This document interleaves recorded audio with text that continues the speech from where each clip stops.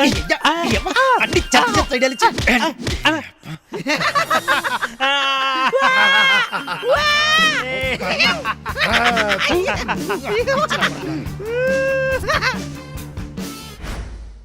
మా తానే పెద్ద దాదాన్ని నేను పట్టుకున్నా.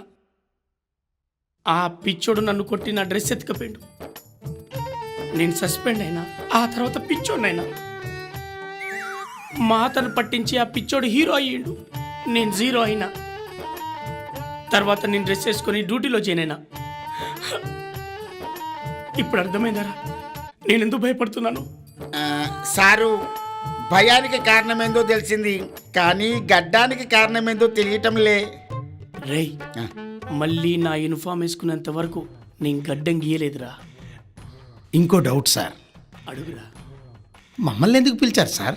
గడ్డం గీయడానికిరా.